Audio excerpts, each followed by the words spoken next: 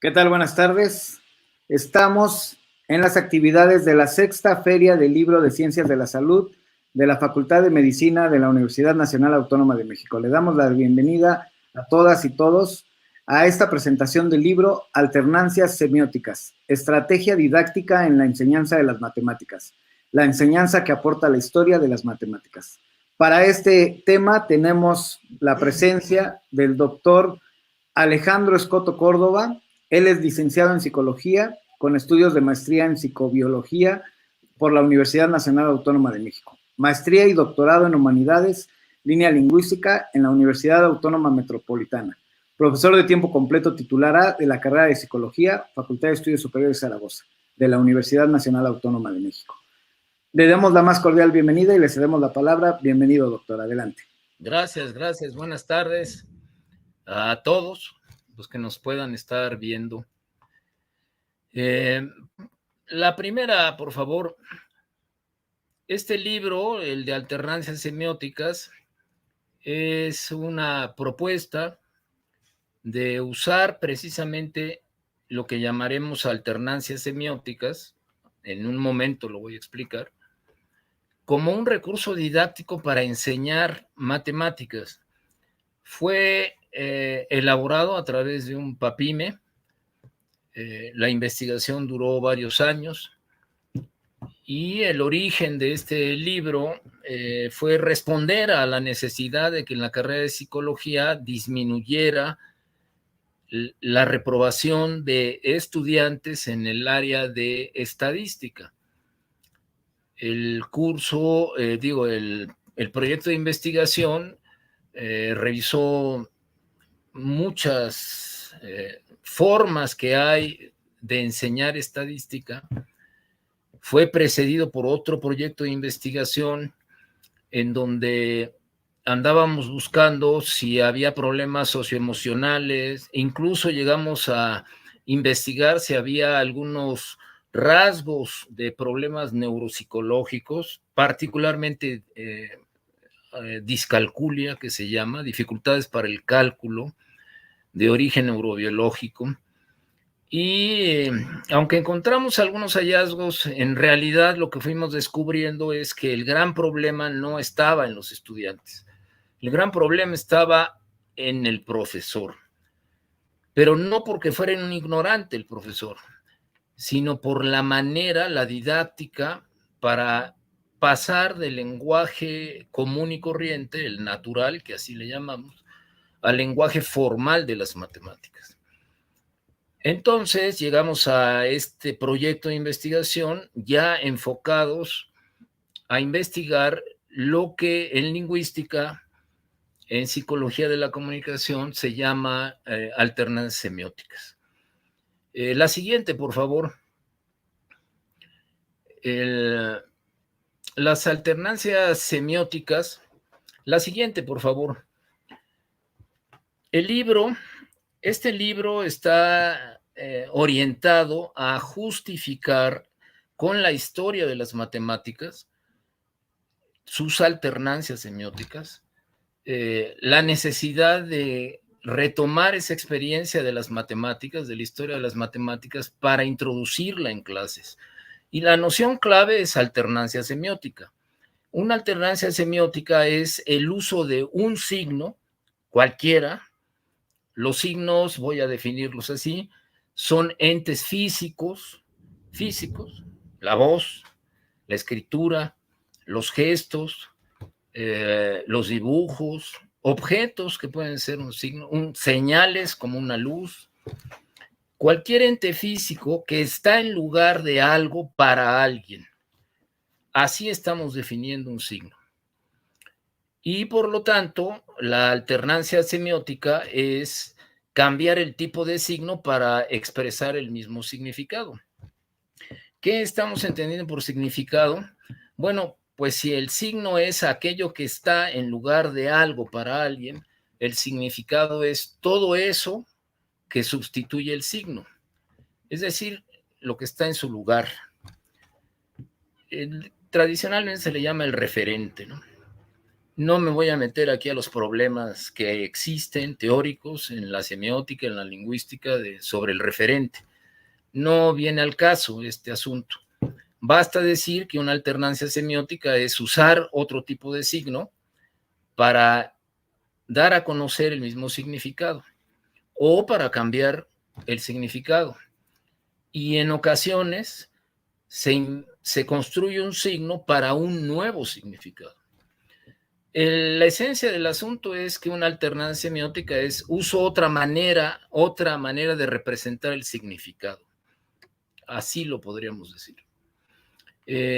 La siguiente, por favor. Lo que está claro cuando uno lee historia de las matemáticas es que las alternancias semióticas es el corazón de su historia. Por ejemplo, la siguiente, por favor.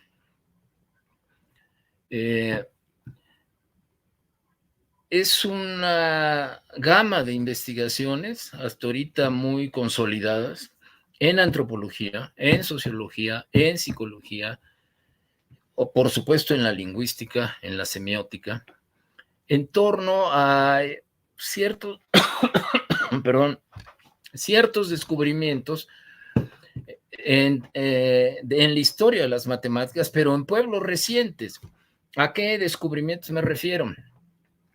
Que prácticamente todas las culturas han empezado por usar signos como el cuerpo, los dedos en particular, la mano, como un signo, es decir, el dedo está en lugar de cantidades. De tal manera que ¿dónde está aquí? 1, 2, 3, 4, 5. Se ha descubierto por los antropólogos que existen pueblos actualmente en el Amazonas, en Australia, en las islas del Pacífico, que aún pueden usar los dedos para significar cantidades. Y estoy diciendo cantidades y no números. Lo cierto es que muchas culturas han usado cantidades, han usado un tipo de signo, una alternancia semiótica. El ente físico es el cuerpo. Hay el reporte de que por las islas del Pacífico, por Sumatra, por esos rumbos,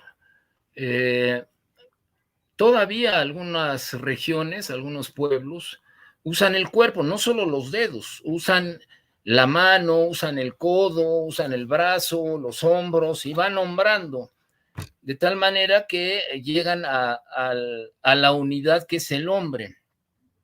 Y a partir de ahí cambian a hombre, ¿no?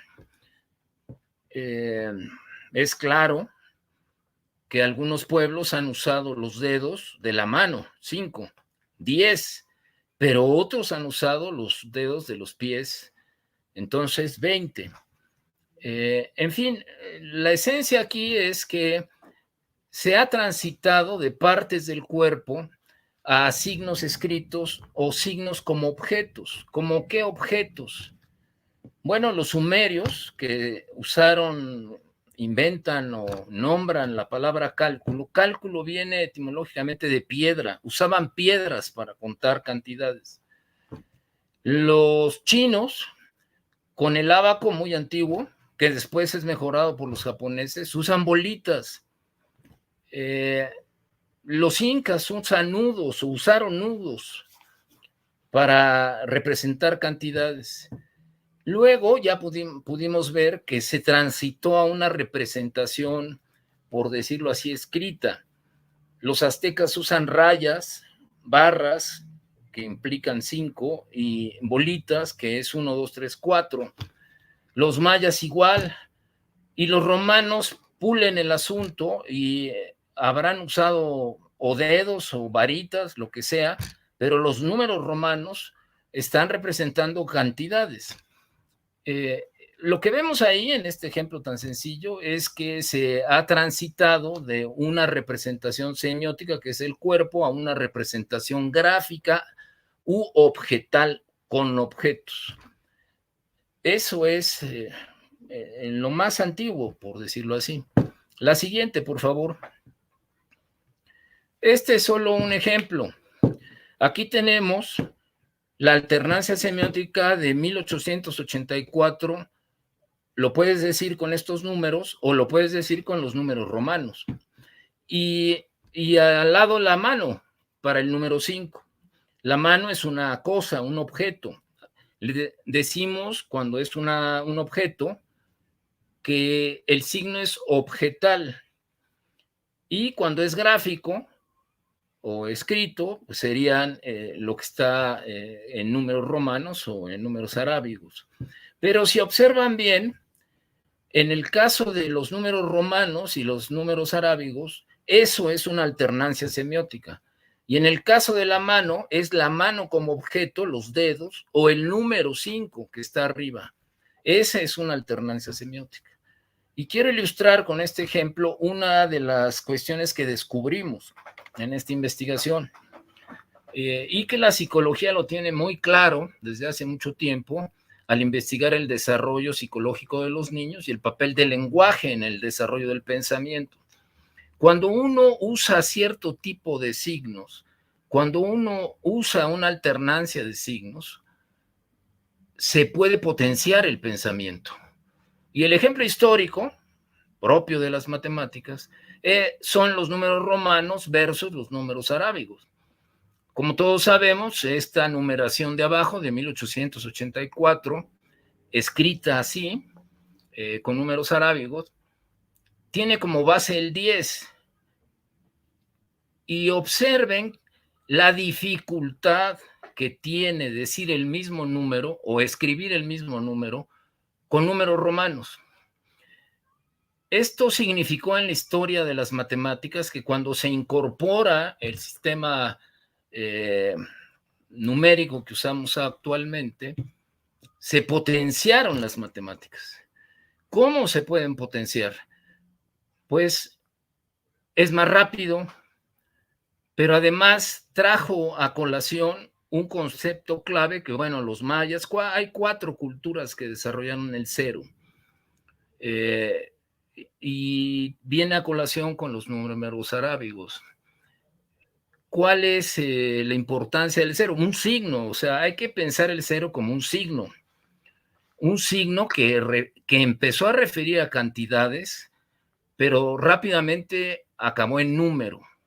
Voy a hacer esta distinción, no quiero complicar el asunto para los que no están versados en estas áreas, pero si uno concibe el cero como cantidad, cero es nada. Si ustedes ponen en un vaso 5 canicas y quitan las 5, o sea, no hay ni una canica, la mayoría de la gente diría hay 0 canicas. Pero, bueno, ahí el signo cero o la palabra cero, ya sea en su forma fónica como signo o como gráfico, el cero tiene como significado cantidad, es decir, hay o no hay. Pero cuando se convierte en número, el signo cero tiene otro significado. Y ese significado lo podemos descubrir de la siguiente manera. Imaginen ustedes que tenemos 2 botecitos. En un botecito hay una canica y en el otro bote hay 0 canicas. Y uno pregunta, y los pone juntos, y uno pregunta, ¿cuántas canicas hay? Pues la mayoría de la gente diría una. Pero si eso lo traducimos a signos, un 1 y un 0 juntos, no es 1, es 10. Ahí es donde descubrimos que ahí el 0 ya tiene un valor posicional y por lo tanto es un número. Esto representó una revolución en las matemáticas, la adquisición del 0. Y lo hicieron los mayas, lo hicieron los árabes hindúes, China llegó un poco más tarde. En fin, lo cierto es que el signo era diferente, cada uno tuvo su signo propio, pero el significado era lo importante. Estábamos haciendo una transición Y nosotros hemos aprendido los números arábigos con la base 10, hay varias bases, por supuesto, usando el 0 como número, como un signo, con un significado diferente. Y comprenderán ustedes que la velocidad para hacer operaciones matemáticas, para escribirlas con los números arábigos, es muy, muy superior a si tratáramos de escribir varios números y multiplicarlos con números romanos, ¿verdad? Este es solo un ejemplo de lo que provocan las alternancias semióticas. De la misma manera, la mano, el signo de dedos, o la mano como un todo, como 5, no es lo mismo cuando se escribe como 5. Porque si le agregamos el 0, ¿cómo dirías con dedo 50? Vean ustedes lo que implica, no solo es velocidad, es rapidez en el pensamiento. Esa alternancia semiótica provoca cosas muy importantes en la manera de ver y comprender y pensar el mundo numérico. Desde ahí ya se notaba, si descubrimos y analizamos la historia de las matemáticas, que en el corazón de su historia hay un conjunto de alternancias semióticas constantes. La siguiente, por favor. Esta es otra alternancia semiótica. La traigo a colación por lo siguiente. Las matemáticas en su historia, y en particular ya del siglo XIX para acá, durante muchos años, la representación de las matemáticas y de la lógica matemática, por llamarlo así, era geométrica. Los griegos usaban la geometría, compás y reglas y números. Y con compás y regla sacaban muchas cosas, muchas. Hicieron maravillas con eso. Pero esa forma de esa representación de signos, en este caso geométricos, tuvo sus límites. Y cuando se da la alternancia semiótica al álgebra, que aquí la quiero representar con x al cubo, cambia, y no solo cambia, se potencia el pensamiento. Pondré el ejemplo muy evidente. Si representamos el cubo geométricamente, tiene 3 dimensiones. Si lo representas en el sentido algebraico, x al cubo, pues es igual. Ahí diríamos x son dimensiones y hay 3 dimensiones. Pero fíjense bien, puedo modificar el 3 y poner 4. Y entonces es x, en este caso, con 4 dimensiones, que Einstein la puso, el tiempo. Pero de ahí ya acelerado, encarregado el ratón, pues acabamos en los físicos con 11 dimensiones o más. Y esto solo se pudo hacer cuando hubo esa alternancia semiótica. Dejamos de pensar geométricamente y empezamos a pensar algebraicamente. Y entonces descubres otro mundo, porque con la mentalidad geométrica y la representación usando signos geométricos, es muy difícil intuitivamente que concibas otras dimensiones. En cambio, algebraicamente te lanzaste a todas las fantasías que quieras. A la par, no solo fue un avance en el sentido algebraico, en fin, de los signos formales, las operaciones, sino teórico. Habrá más dimensiones, habrá 11, 12, 20. Aquí es infinito, pues, si tú le quieres poner las que quieras. Por supuesto hay reglas, no es tan arbitrario como lo estoy diciendo. Esto vino a demostrar otro problema más. Fíjense los efectos que tiene la alternancia semiótica. Una característica que se fue descubriendo muy claramente en el siglo XIX. Que algo puede ser lógico, en este caso lógico-matemático, pero no real. Y no solo es este ejemplo, es el ejemplo del tiempo. Es decir, creer que puedes regresar el tiempo o que que el tiempo tiene una inversión o que hay tantas dimensiones como el álgebra te dice.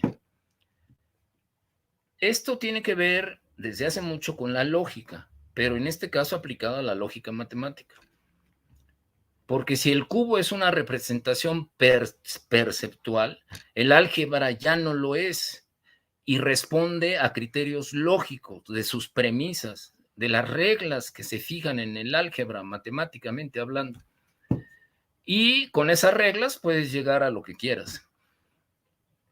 El asunto es que es clarísimo que hay argumentos lógicos, pero no reales.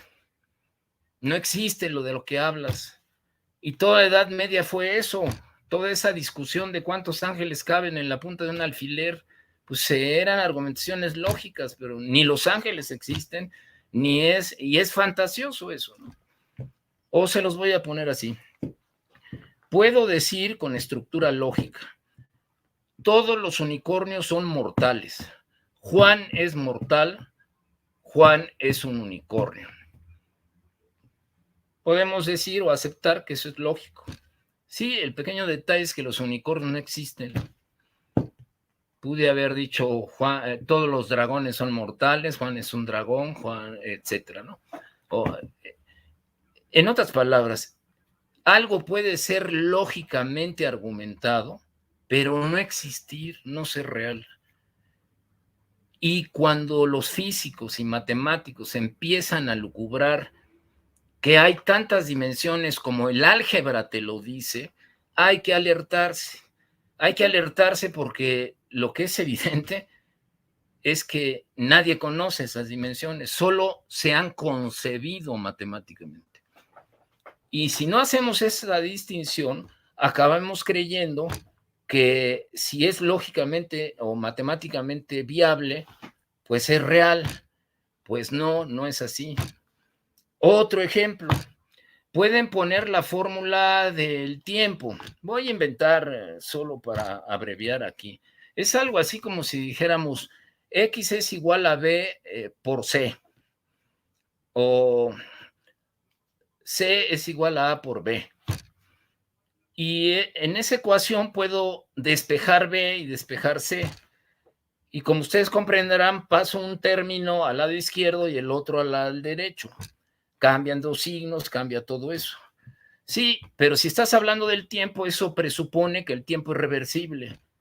El asunto es que eso viola la segunda ley de la termodinámica. No hay evidencia alguna de que haya un fenómeno que regrese en el tiempo. Y ahí volvemos a tener ese problema. Algo puede ser lógico y no ser real.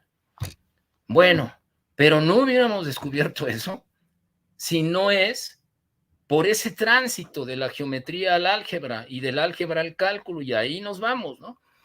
Es decir, con una alternancia semiótica. Las alternancias semióticas no solo facilitan la comprensión, sino además modifican la forma de pensar, revolucionan el pensamiento. La siguiente, por favor. Un ejemplo es esto. Ahí tienen la representación clásica del teorema de Pitágoras. Era geométrica. Del lado derecho, de mi pantalla al menos, la tenemos algebraica. Y con la representación algebraica se pueden hacer muchas más cosas que con la geométrica. Esta es una alternancia semiótica. La siguiente, por favor. Bien. Podemos usar la propuesta del libro, haciendo un recuento histórico, es usar las alternancias semióticas cuando das clases. ¿Y qué significa eso? Bueno, significa que el profesor tiene que aprender a usar su lenguaje natural, que lo domina perfectamente. Y en el lenguaje natural hay metáforas, hay ejemplos de la vida cotidiana, hay otro tipo de signos. El profesor puede usar gráficas, el profesor puede usar dibujos, el profesor puede usar lo que sea, otro tipo de signos, para introducir los signos formales de las matemáticas. Y esta es una destreza que, aunque todos hacemos eso cotidianamente, no todos lo hacemos a la hora de dar clases. Les comentaré que en el proceso de la investigación revisamos 100 videos en YouTube de cursos de estadística.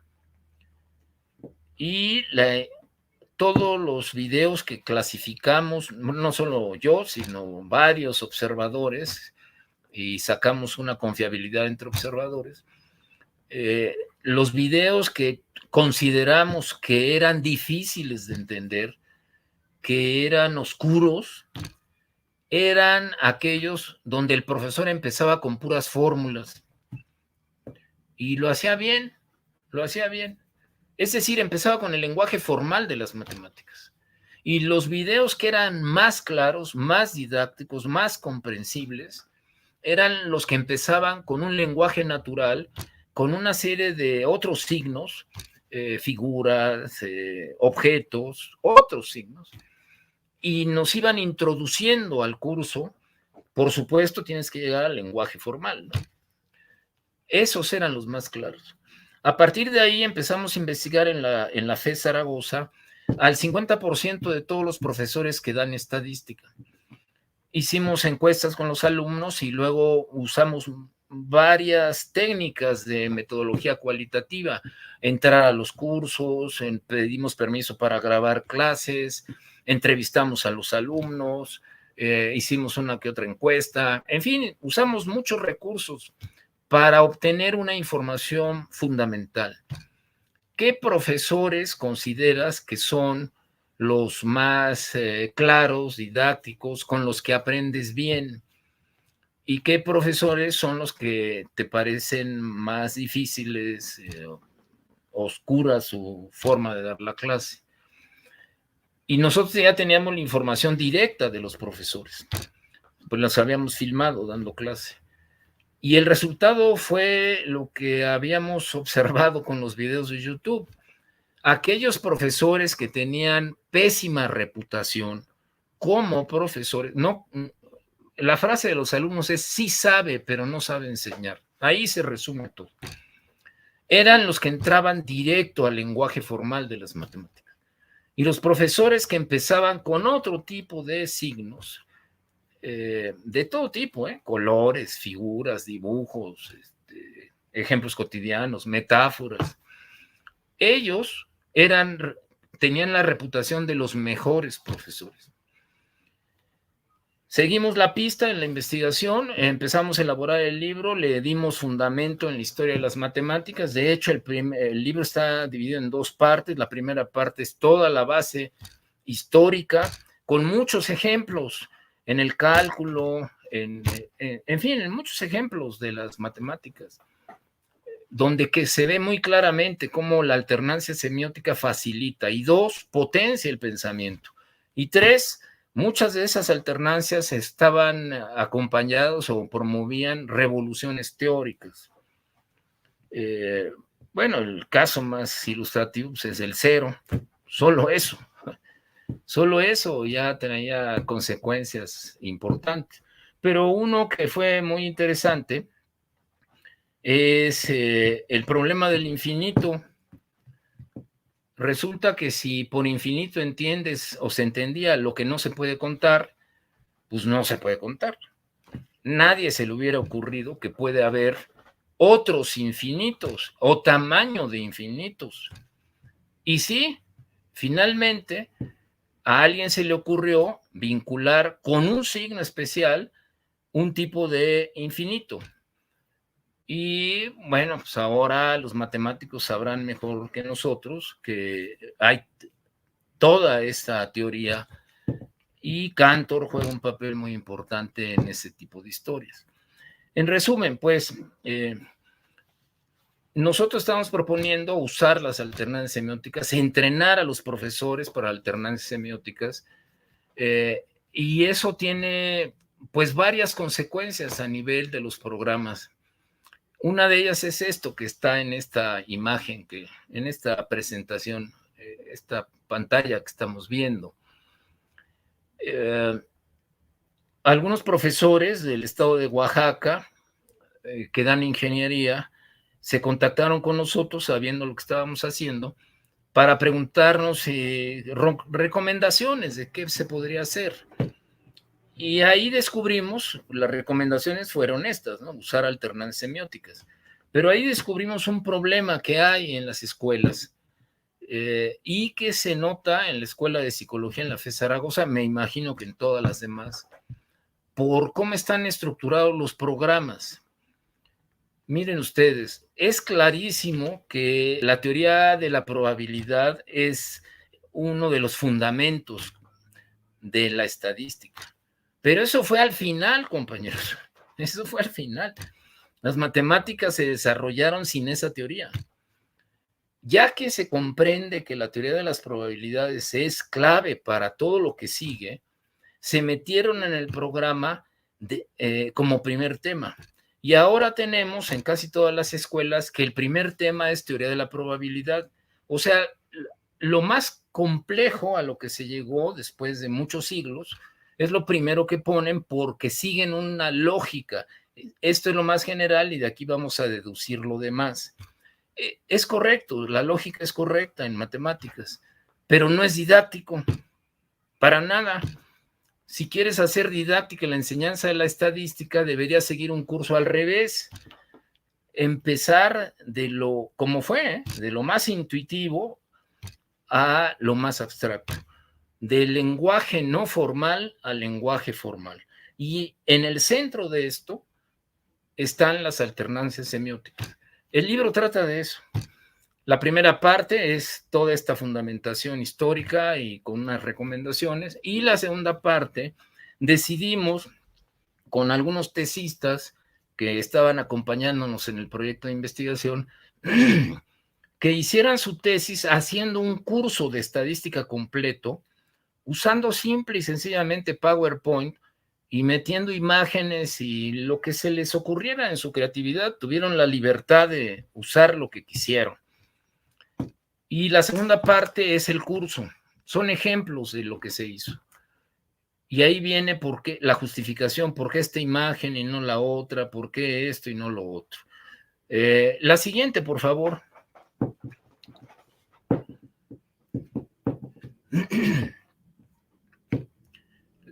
La siguiente imagen, por favor.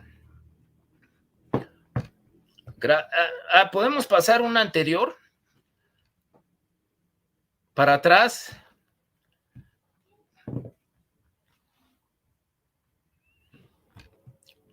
Una para atrás.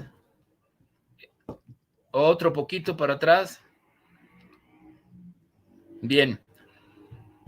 Este ejemplo histórico de alternancia semiótica es un ejemplo clarísimo. Si ustedes quieren enseñar álgebra y usan x al cubo, por decirlo así, de simple, bueno, pues podrías empezar con un cubo. Así fue la historia de las matemáticas. Y luego empezar a usar el álgebra para representar al cubo. Ahora sí, la siguiente, por favor. Este es otro ejemplo histórico. Los griegos usaban geometría, cuadrados, por eso es a al cuadrado. Y sin embargo, su representación algebraica es otra cosa. Si quieres enseñar el teorema de Pitágoras, podríamos, pero en cuestión de minutos, no te llevas mucho tiempo, poner el ejemplo geométrico, tal y como lo hicieron los griegos, e inmediatamente ir trasladando al alumno hacia el álgebra.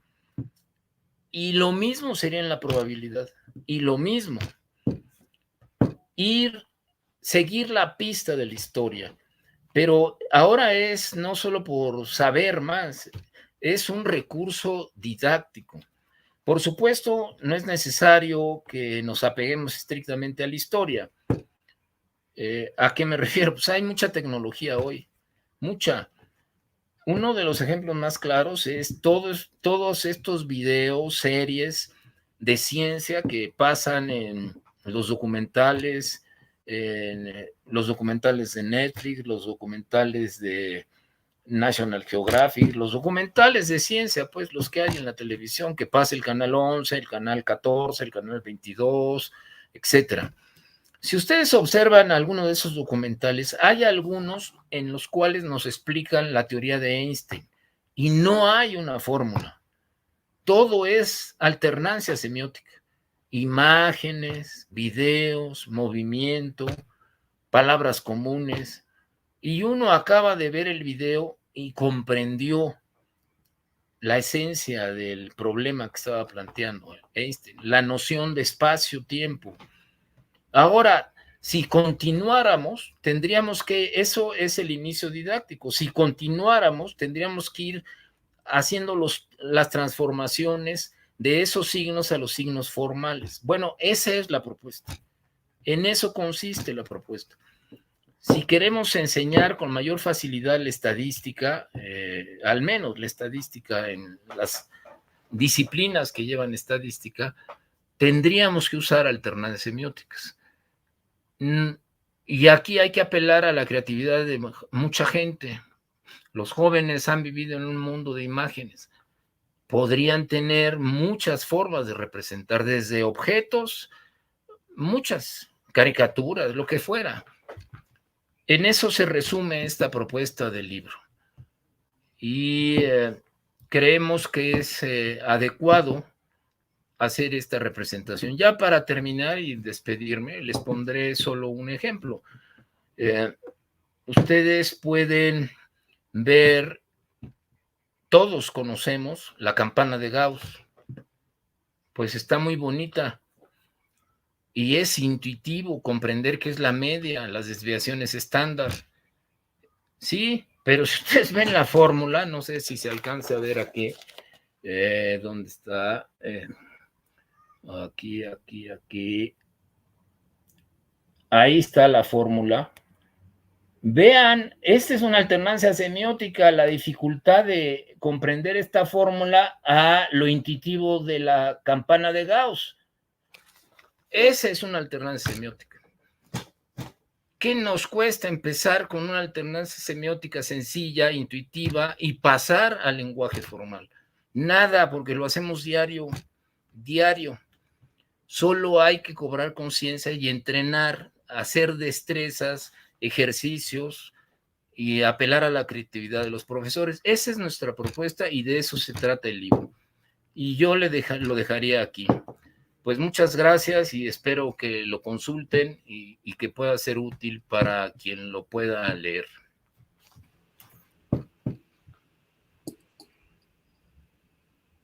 Muchas gracias, doctor.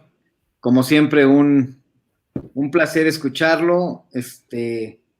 Muy interesante el tema de cómo hemos aprendido este tema que es fundamental e indispensable en cualquiera de los ámbitos profesionales y cómo, a final de cuentas, termina siendo la idea muchas veces de desaprender para aprender. Y estamos muy contentos y complacidos de haberlo tenido aquí con nosotros. Muchas gracias por su tiempo. Les recordamos que para consultar este libro en estos tiempos difíciles de pandemia, encontramos en la página de la Facultad de Estudios Superiores de Zaragoza la opción de accesar al libro electrónico de manera gratuita, en lo que estos tiempos se calman y podemos acceder a la versión impresa. Le agradecemos de antemano el tiempo. Muchas gracias por esta presentación y a todo el público les invitamos a continuar en las actividades de la sexta Feria del Libro de Ciencias de la Salud de la Facultad de Medicina de la Universidad Nacional Autónoma de México. Por nuestra parte es todo. Muchísimas gracias y hasta la próxima. Hasta luego, gracias. Ahí nos vemos.